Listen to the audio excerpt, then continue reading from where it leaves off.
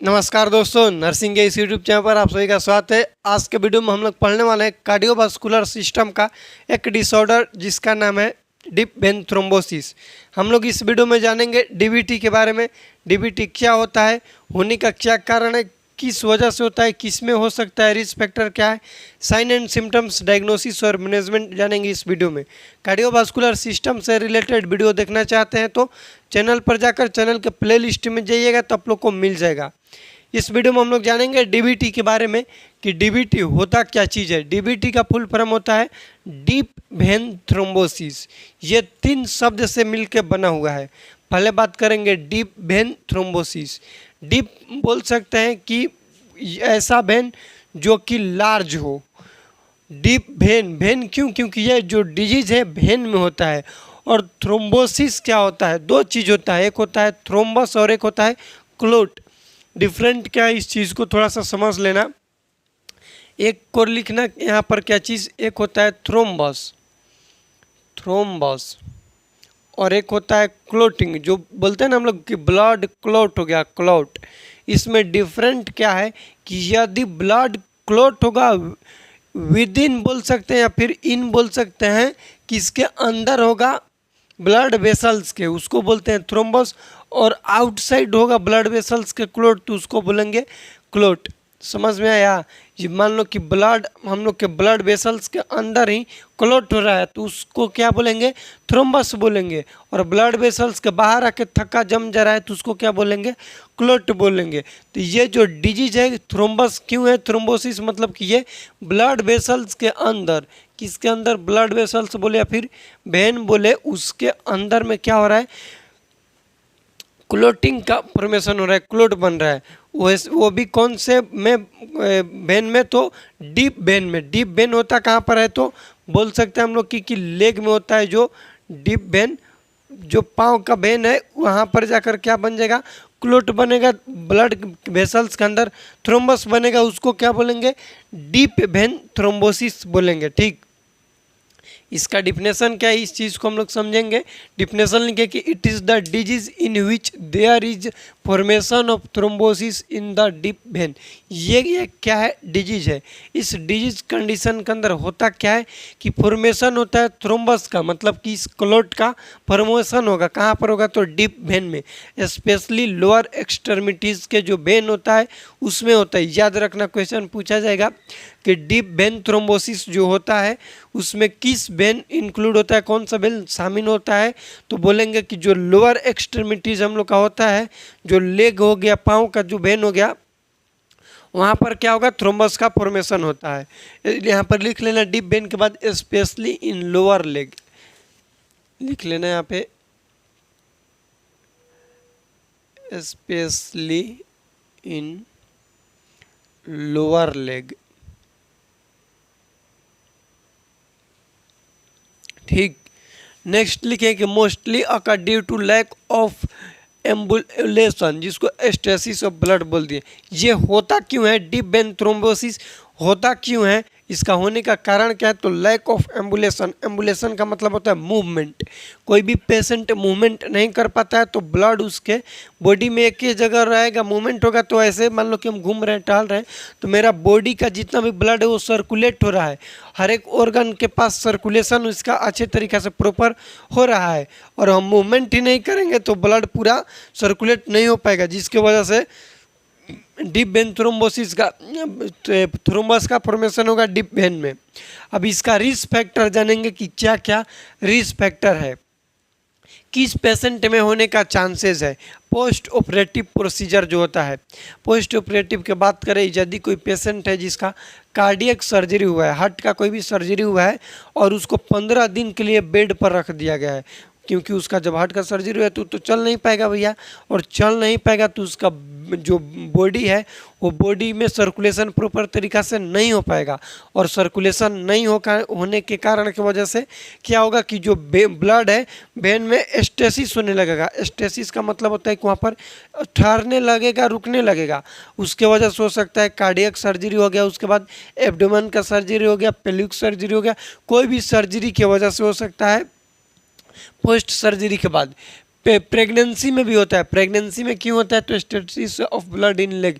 Pregnancy में होने का कारण क्या चीज़ है, इसको समझना कि प्रेगनेंसी जो है इसमें क्या होता है कि जो नॉर्मल हीमेटोलॉजिकल चेंजेस देखने के लिए मिलता है, प्लाज्मा लेवल बढ़ जाता है, उसके वजह से प्रेगनेंसी में ये देखने के लिए मिलता है, लोअर लेग में देखने के लिए मिलेगा। थर्ड है थ्रोम्बोसाइटोसिस। क्या होता है थ्रोम्बोसाइटोसिस? थ्रोम्बोसाइट का मतलब होता है प्लेटलेट्स। क्या होता है? थ्रोम्बोसाइट का मतलब प्लेटलेट्स। दो वर्ड होता है, एक होता है थ्रोम्बोसाइटोसिस और एक होता है थ्रोम्बोसाइटोपिनिया। थ्रोम्बोसाइटोपिनिया का मतलब होता है कि प्लेटलेट्स का काउंट कम होना। यहाँ पर लिख लीजिएगा, थ्रोम्बोसाइट का मतलब होता है प्लेटलेट्स। थ्रोम्बोसाइट का मतलब होता है प्लेटलेट्स। तो एक होता है वर्ड थ्रोम्बोसाइटोपिनिया। नॉर्मल प्लेटलेट्स होता है 1.5 to 3.5 लाख। ये भी लिख लीजिएगा कि प्लेटलेट्स का नॉर्मल अमाउंट कितना होता है बॉडी में। नॉर्मल रेंज तो होता है 1.5 से 3.5 लाख। थ्रोम्बोसाइटोपिनिया एक वर्ड होता है, थ्रोम्बोसाइटोपिनिया। थ्रोम्बोसाइटोपिनिया का मतलब कि प्लेटलेट्स का काउंट क्या होगा? कम होगा। और थ्रोम्बोसाइटोसिस का मतलब प्लेटलेट्स का काउंट ज़्यादा हो जाएगा। थ्रोम्बोसाइटोसिस का मतलब क्या होगा? इसका काउंट ज़्यादा होगा, मोर देन 3.5 लाख हो जाएगा। मोर देन 3.5 लाख हो जाएगा। अभी ये होगा तो क्या होगा? प्लेटलेट्स ब्लड में इंक्रीज होगा, इसका अमाउंट तो क्या होगा? तो इसके लिए हम लोग को जानना पड़ेगा प्लेटलेट्स का फंक्शन क्या होता है। तो प्लेटलेट्स किस चीज़ में हेल्प करता है? तो क्लोटिंग करने में। और इसका अमाउंट ज़्यादा होगा तो ये ज़्यादा क्लोट करेगा और ब्लड वेसल्स में क्लोट कर देगा। इसके वजह से होता है OCP, ओरल कंट्रासेप्टिक पिल जो होता है उसके वजह से भी हो सकता है।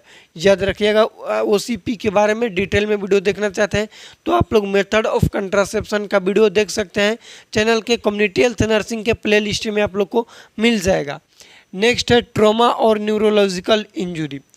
कोई भी मान लो कि हेड इंजरी, ट्रॉमा में क्या होगा? एक्सीडेंट हो गया, RT हो गया, रोड ट्रैफिक एक्सीडेंट जिसमें हुआ, जिस पेशेंट को ट्रॉमा हुआ, या फिर कोई भी न्यूरोलॉजिकल डिजीज कंडीशन है न्यूरोलॉजिकल इंजरी की वजह से। जैसे एक एग्जांपल लिखे, CVA, सेरिब्रोवास्कुलर एक्सीडेंट। CVA का फुल फॉर्म में कई बार डाउट में हो जाते हैं कि ये कार्डियोवास्कुलर एक्सीडेंट है क्या?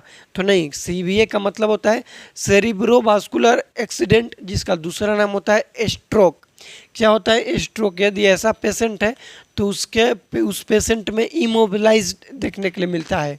इमोबिलाइज्ड का मतलब होता है कि पेशेंट मूवमेंट नहीं कर पाएगा, प्रॉपर बेड रेस्ट करेगा, बेड पर ही पड़ा रहेगा।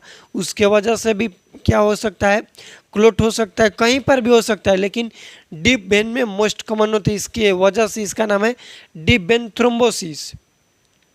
क्लिनिकल फीचर, यदि डीप वेन थ्रोम्बोसिस किसी भी पेशेंट में होता है तो इसका क्या क्लिनिकल फीचर्स है, क्या साइन एंड सिम्टम्स देखने के लिए मिलेगा?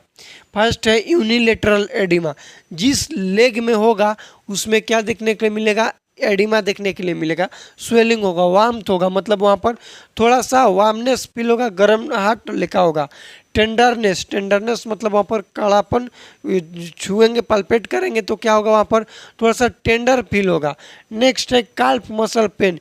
याद रखना, ये क्वेश्चन एग्जाम में पूछा जाता है, काल्फ मसल पेन वाला, इसको याद रखिएगा। और काल्फ मसल में यदि किसी भी पेशेंट का पेन होता है उसको बोलते हैं पॉजिटिव होमान साइन। इसको 3 स्टार दे लेना, क्योंकि यहाँ से क्वेश्चन पूछा जाता है। पहले तो पूछा जाएगा कि व्हाट इज़ होमान साइन, होमान साइन होता क्या चीज़ है। नेक्स्ट पूछा जाता है कि होमान साइन किस डिजीज कंडीशन में देखने के लिए मिलता है। होमान साइन में होता क्या है? तो काफ मसल में पेन होगा। काफ मसल को बोलते हैं बॉडी का सेकेंड हार्ट। इसको क्या बोलते हैं? Second heart of body. Second heart of body, calf muscle को बोला जाता है सेकेंड हार्ट ऑफ बॉडी। जैसे फर्स्ट हार्ट हम लोग का ये हो गया ना, सेकेंड हार्ट ऑफ बॉडी किसको बोलते हैं? तो काफ मसल को बोलेंगे। काफ मसल होता कहाँ पर है? हम लोग का घुटना हो गया, घुटना से नीचे बैक में यहाँ पर मसल होता है, जिसको तुम छुएगो तो तुमको पता चलेगा। इमेज भी लगा देंगे, देख लेना। इसको हम लोग बोलते हैं काफ मसल। यदि काफ मसल में पेन हो रहा है, कब पेन होगा? पेशेंट का लेग को जो टो है उसको डोर्सीफ्लेक्शन करेंगे। याद रखना, डोर्सीफ्लेक्शन, पैर ऐसे है, ये मान लो पैर है और इस फिंगर को पीछा की तरफ ऐसे डोर्सीफ्लेक्शन करेंगे तो उसके काफ मसल में पेन देखने के लिए मिलता है, उसको हम लोग बोलते हैं होमान साइन। होमान साइन क्या होता है? डोर्सीफ्लेक्शन। याद रखना, होमान साइन कब होगा? डोर्सीफ्लेक्शन। यदि डोर्सीफ्लेक्शन ऑफ ग्रेट टो या फिर फिंगर बोल सकते हो, उसको करने की वजह से पेन देखने के लिए मिलेगा कहाँ पर? काफ मसल में। इसको हम लोग बोलते हैं पॉजिटिव होमान साइन। और यदि ऐसा देखने के लिए मिलता है उसके काफ मसल में दर्द हो रहा है, होमान साइन पॉजिटिव है, मतलब कि उसमें डीप वेन थ्रोम्बोसिस है। और डीप वेन थ्रोम्बोसिस है तो फिर इसका क्या करेंगे हम लोग? डायग्नोसिस किस तरह से होगा? History collection and physical examination. History collection में क्या क्या चीज़ें पूछेंगे, कैसे हुआ, कब हुआ, फिजिकल एग्जामिनेशन में ही तो हम लोग इसको चेक कर रहे हैं। होमान साइन कैसे चेक करेंगे? फिजिकल एग्जामिनेशन में। नेक्स्ट है Doppler study of leg. Doppler study मतलब 2D को करेंगे लेग का, ब्लड वेसल्स का, वहाँ से थ्रोम्बस का पता चल जाएगा।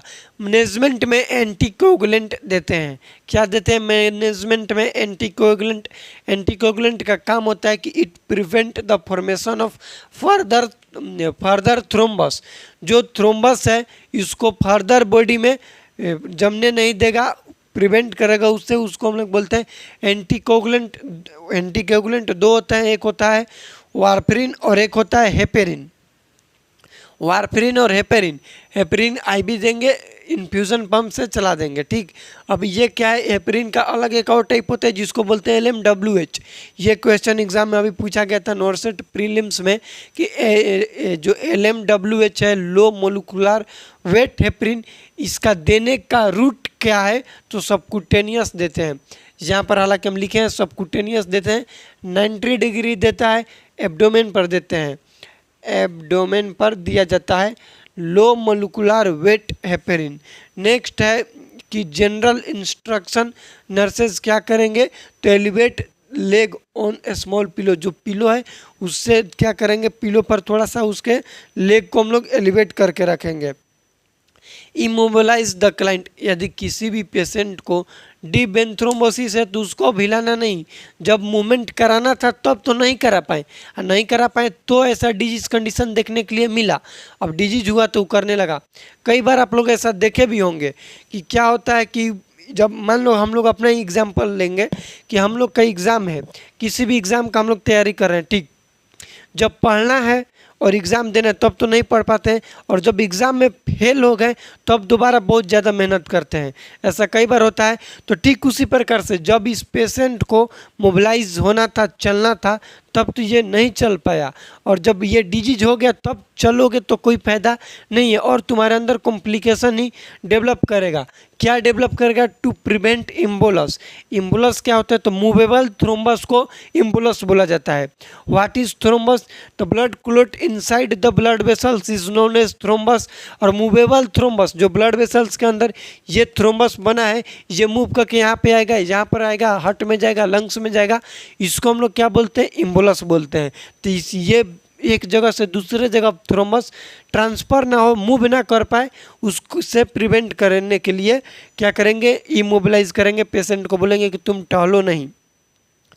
नेक्स्ट है avoid massaging to the leg. Massage leg का नहीं करेंगे, क्योंकि मसाज करेंगे वहाँ से छटक के कहीं और थ्रोम्बस चल गया तो अब जाके इसका बताएंगे कॉम्प्लिकेशन। मोस्ट कॉमन कॉम्प्लिकेशन होता है पल्मोनरी इम्बोलिज्म। लिख लेना यहाँ पर कॉम्प्लिकेशन। कॉम्प्लिकेशन क्या होता है? Pulmonary embolism. और यदि ये होगा तो सीधा तुम्हारा राम नाम सत्य है। पल्मोनरी एम्बोलिज्म हो गया तो फिर इसका कोई ये नहीं है, ख़त्म हो। मोस्ट कॉमन कॉम्प्लिकेशन डीबीटी का, तो इससे प्रिवेंट होने के लिए क्या करेंगे, अवॉइड करेंगे मसाज लेग का। डीबीटी पंपिंग मशीन का यूज़ करेंगे। डीबीटी पंपिंग मशीन का यूज़ कब करेंगे, हमको पता है कि कार्डियक सर्जरी हुआ है किसी भी पेशेंट का, इमोबिलाइजेड टहल नहीं पा रहा है, तो पंप आता है उसके लेग में, यहाँ पर काफ मसल में पूरा लेग में बांध देंगे, मशीन को स्विच डाल देंगे, तो वो क्या करेगा, प्रॉपर ब्लड को सर्कुलेट करने में हेल्प करेगा। इसको बोलते हैं डीबीटी पंपिंग मशीन।